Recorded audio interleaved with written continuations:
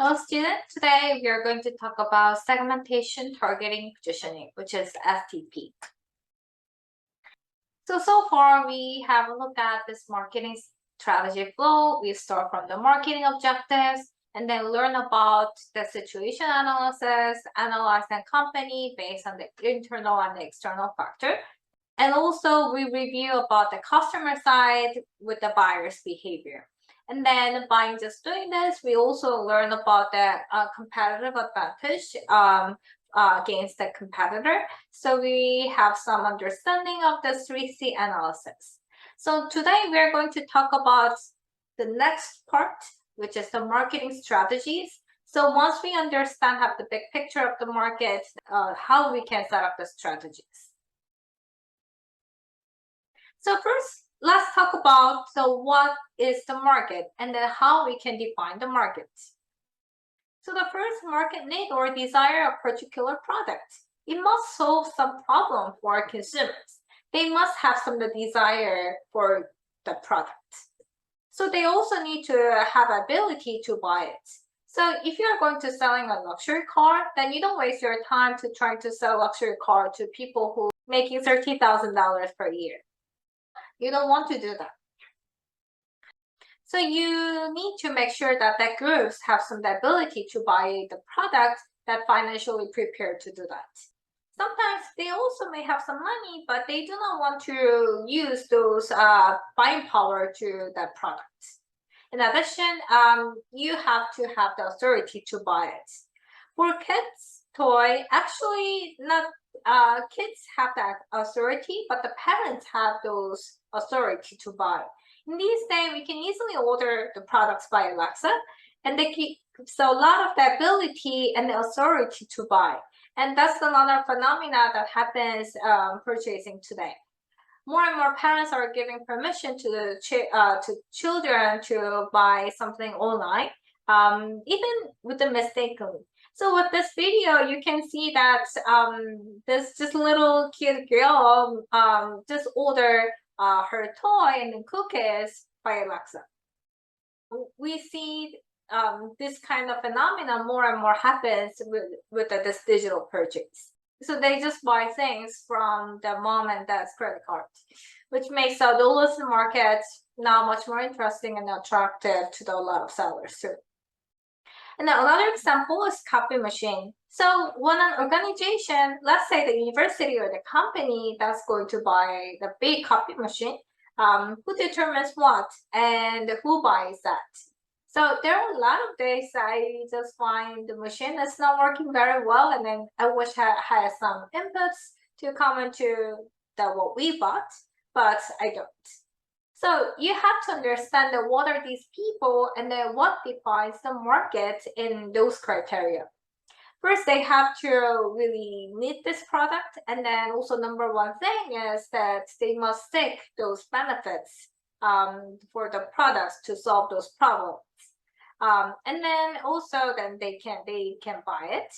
And are they really willing to part their cash with the product? And then do they have the authority? So those are some of the definitions and then criteria for markets. So now we understand the market, and then we learn how we can set up the marketing objectives and then situation analysis. Based on this, we will do STP.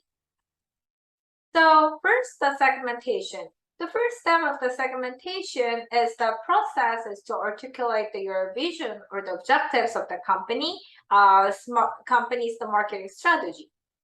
Based on the SWOT analysis, you can understand the company's current situation. Then your next step is that you use a particular methods or the combination of the methods to segment the market. The next step is the targeting. Targeting, once you find your segmentation, you evaluate the attractiveness of each segment. And then you can select the target market, which you can win. Remember, you need to select the target market that you can win. And the next step is the positioning. So after you select your own certain target, thinking about how you will communicate the message with the consumers. So you develop the positioning strategies. And why this STP is important? As we see in the strategy chart, once you set up this STP, you can implement the marketing mix. So what is the segmentation? Segmentation is a group of consumers who respond similarly to companies' marketing outputs. And then why and then when we should segment the markets. So the marketers break down those segments based on how the consumer is likely to respond to the marketing strategies. For example, the marketing mix. And then how we can segment the target markets. That's based on who you are and then what or how you buy. So now let's first talk about the demographics. Demographic, you have many different variables such as age, gender, education. And then let me give you a quick clip. When you hear that name Harry, who comes to your mind first? Is it Harry Styles or Harry Potter? And also, what do you think about when you heard TikTok? Do you recall Cash App or the application? If you just recall the Harry Styles or the application of the TikTok, then you're might be a high chance in the Gen Z. So you might heard this kind of terms very frequently, kind of Generation X, Y, or Millennials, or Gen Z. So this is the way that you can segment the markets by age or the generation. But let me ask you one question. In the one person in the Generation Y, or the people in the Generation Y, those who born in 1995, are these people are similar to who born in 1981? Or are they sharing much more similarities with those who born in 1996, which is Gen Z, different generation? So this is kind of the tricky parts of when you segment the market based on the demographics, because it's a kind of large chunk of the group. So even with the Gen Z or the millennials, there are different types of people. Like you will have in the millennial groups, it might have some of the millennial moms or grad students or just students or just kind of working adults. So there's all different types of people and then different life stage and then different lifestyle. So another way we can segment the market is the psychographics. So as I just mentioned about the lifestyle, life stage, or even based on their attitude or the opinions or values. Another way you can do it is a geographic. So definitely consumers in the United States and then consumers in Korea might be different. And even in the United States, like kind of city, urban area, and rural area, the suburb area, the people's lifestyles and their the behaviors might be different. So let me give you one example. So in the United States, one of the most popular tastes of Cheetos is the cheesy taste. But when you go to Japan, since they like seafood and then surrounded by the oceans, in Japan, they have the seaweed taste Cheetos. Now let's move on to how and then what we buy. So first is about the purchase characteristics. First, loyal customers who strongly feel about the company and then heavy users and then very committed to the certain company. If you have the Starbucks rewards, then you are more likely to go to the Starbucks rather than the other coffee shop.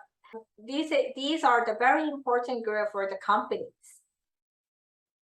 So another way that we can segment the market is location, based on when the product or services is consumed.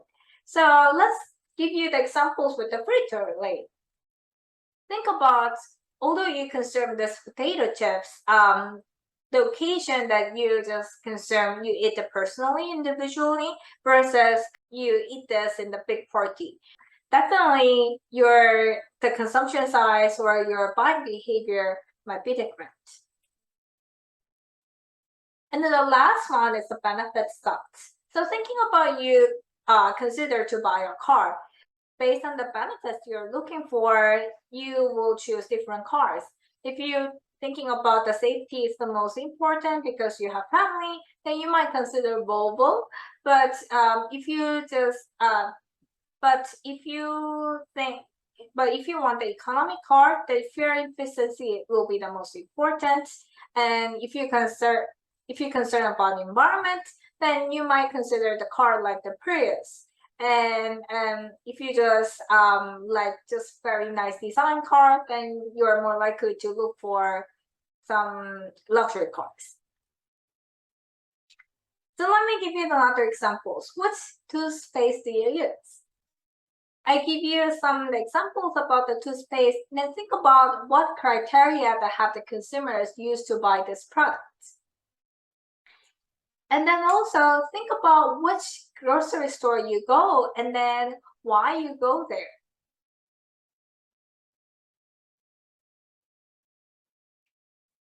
So let me explain the benefits of each product. So with this toothpaste list, if you are considering the whitening is the most important reason that you use that toothpaste, then maybe those group concerns about appearance very much. They're kind of younger group.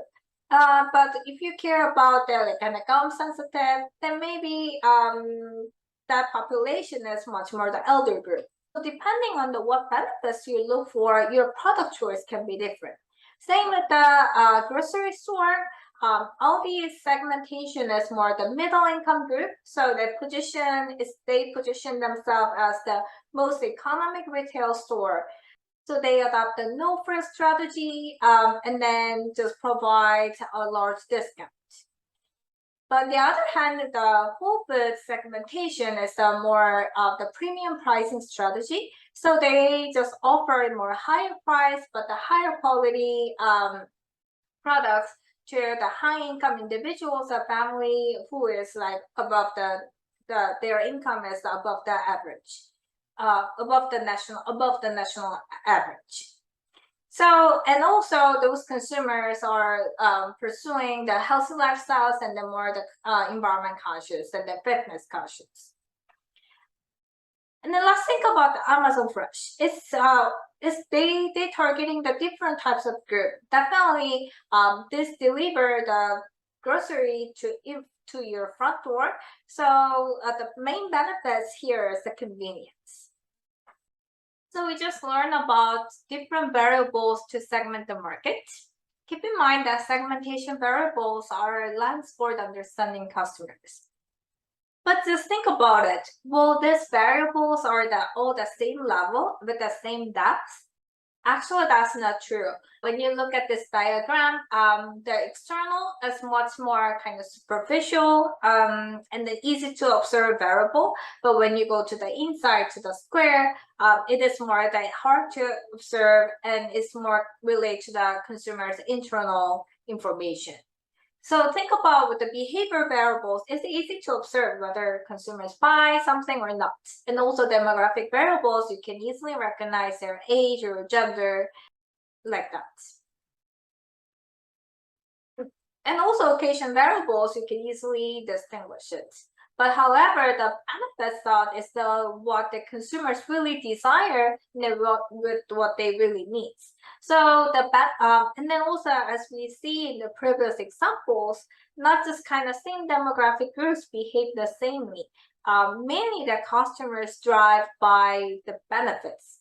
So the benefits variable is the most important variable to the segmented market. But keep in mind that you don't necessarily look at just one segmentation process or the one segmentation criteria. You normally look at a few so that you can have a complex, really good the segmentation for your marketing strategy. So now let's move on to the targeting. So once you learn about the different segments of the market, then you need to evaluate the attractiveness of each segment based on kind of revenue or the margin, the growth potential, or how you can beat your how you can beat the competitors, and also you should consider about the sustainable competitive advantages. So with that, based on this criteria, you can evaluate each segment. Let's go back to the grocery examples. The first segment can be who look for the lower price. Then Aldi is there, and then you can think about whether you can beat Aldi in that segment. Now let's take a look at the second segment, who seeks for high quality or high services.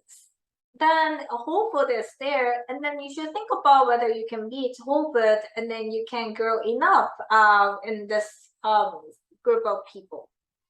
The last segment in the grocery shopping can be the group of people who look for the convenience. So here the Amazon Fresh is doing a good job. So you should again think about whether you can do better off the Amazon Fresh, and then you can have the enough sustainable competitive advantages. Before you choose a target, you evaluate each segment and then think about which segment is the most attractive to you. Then what is the next step? You select the markets. So keep in mind that you should compete in the markets. So choose the target market whether you can win rather than just the market is just largest. So based on the customer, company, competitor analysis, you can evaluate each segment and then you can compete those competitors in that each segment.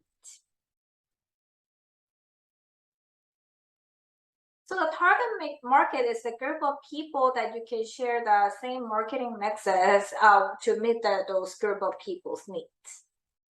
So let's talk about the target market strategies. So you figure out who you are going after. So you can take a product and then you can have the undifferentiated strategy. An undifferentiated strategy means that you just go after the market with the one product. So think about Pepsi. Pepsi sells just the same product to everybody, every restaurant, and then a different word. So that's kind of the market undifferentiated. Sometimes the new product categories do that, and actually it's generally not very successful. So the next one, you can do the concentrate strategies where you go out for just one segment of the market, and then each of these horizontal bars represent the different segments of the market as you identify it. For the concentrate marketing strategies, you can have the one segment that you go out for them. Or you can differentiate strategies, which is pretty much that everyone does today. We realize that we cannot have the same strategies for all different kind of people. So most often we see the differentiated strategies on the horizontal segmentation with the food business. A lot of the different flavors to appeal to people. So when it comes to the selling the corn chips, Frito-Lay is determined that we gotta have the Fritos and Doritos and the Tostitos. And then we go out with these different areas will be segmented even further based on their taste profiles, crunchy profiles, restaurant styles versus the other preferences. So we have the differentiated strategies because we have realized that there's a people out there have the different need structures, and then they create the different target for us. And then we go after them, the differentiated products and a differentiated marketing mix. And the next is the micro marketing, which is that you can go after one consumer at a time. So you can do this by utilizing the CRM data, which is the customer relationship management data. That's the information that you would get and acquire from the kind of points or the loyalty system from people's past purchase data. So in B2B scenarios, you generally have a lot of information about everything that everyone has bought, so they can make decisions based on the post-purchase. And as some of you know, their business that you can have the specific appeals just to them. Even with the individual consumers, as you look at in the past purchase, that you understand their purchase behavior, past purchase behavior. And then you can serve up the deals them, and then they're appealing to them. So after the pandemic, I buy a lot of groceries online. And then Target serve up the messaging to me all the time because I have the app, and the app just makes sense that they just send me the notification, the products I like. So that is also bring the micro targeting messages. So you can do the micro targeting in the certain scenarios. Those are the different targeting schemes that you can take a look at, and then positioning. So we segment and then we target. Now positioning. We segment, we target, then we position. Positioning assumes that the consumers compare the products on the basis of the important features. So effective positioning requires assessing the positions occupied by the competing products, determining the important dimensions underlying these positions, and then choosing a position in the market where the market efforts will have the greatest impact. So if you really want to understand the concept of the positioning, you access the market that they say who owns what position. What are the dimensions underlying those positions, and then say where are we going to go to have impact. We utilize our product differentiation, usually figure out where you're going to be positioned. So this is usually part of the differentiated strategy. So here I provide the positioning diagram of the colors down here. So basically that says, are these cars are practical, economical, and then are they prestigious, distinctive, and are they conservative or old? Or are they fun or sporty? So those basic dimensions is what we consider when we buy a car. So you want to understand the size of each of those markets, and then those different spaces in the marketplace. So you would know that where is the growth opportunity, and then what might be the white space that you can enter. So I provide the Warby Parker examples here. So please watch this video and then think about what kind of the positioning that's the Warby Parker choose. So to position to the target market, you need the value proposition. Value proposition facilitates the communication of the strategic market positions to the customers, employees, and then, collaborators. So it helps to let everyone in the same page, and then it just comes into the different formats. But this is one of the most classic and the typical format how you can construct the value propositions. So you state the target audience, and then you mention about the benefits, and then you provide you promise how you can solve the problems of the consumers, and then how you can provide those needs and the desire. And then also you can mention about your competitive advantages, and then bring how you will implement this. So this is the examples of our value positions of the Disney.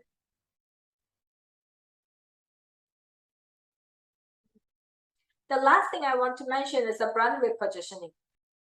So that can be a brand that is well known, and then that is also need to be the repositioned. So why does it need to be repositioned? Because the market changed, the demographics has changed. There has been a declining states, and then the social environment has changed, and then we need to take a look at the repositions those products. So I will go over the 3 examples. First, Lincoln Ford. Alan Mullen came into the Ford in the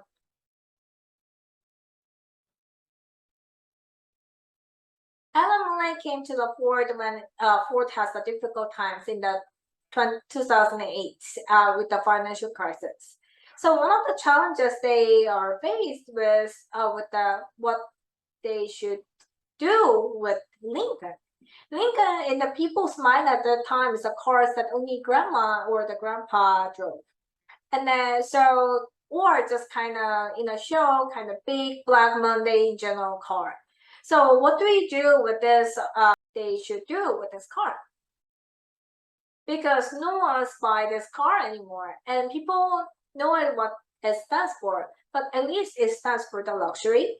So they think about, do they ship the brand, or they come up with something new? So they just took the brand and then reposition it. They remain those kind of luxury brand values, and then we position it in the different in the SUV markets, and then put the new products and the new services with the luxury equities. And so they still utilizing the sort of same targets, but they changed a little bit. So the brand was totally repositioned to the nice luxury SUV, targeted probably just the males, kind of 40 to 60s, by featuring Matthew McConaughey in the commercial. So always he wears a kind of business. Always he wears a white suit. With the ties. So they reposition the particular car, the particular brand, and then maintain the brand. Next example is the Domino's. Domino's, like last 10 years, they just was the pizza just delivered. And they say we want everything delivered. So we could deliver everything by Uber Eats and all these the different delivery services. So the Domino determined that they need to change the positioning because it used to be all just kind of Domino's pizza delivery. Now they changed the product mix, and then if you watch this video, you can see what kind of efforts that Domino made to repositioning. And then another classic repositioning example is Old Spice. They used to be just mostly positioned towards the men with a very limited product line with their classic. But now, as we saw, there's a huge amount of growth in the men's personal care products. They went to that in the particular products. And they took the product and they repositioned it even also more towards women as well. They talked to women and then changed basically the positioning of the product and then made it much more the contemporary and then much more interesting. So you can also watch this ad, how they repositioning. So as we approach this market, we need to understand what's the market, how do we segment the market, and how do we determine what markets work for us? How do we positioning? Is there a need for the repositioning? So that's all for today's lecture. Thank you very much for your time.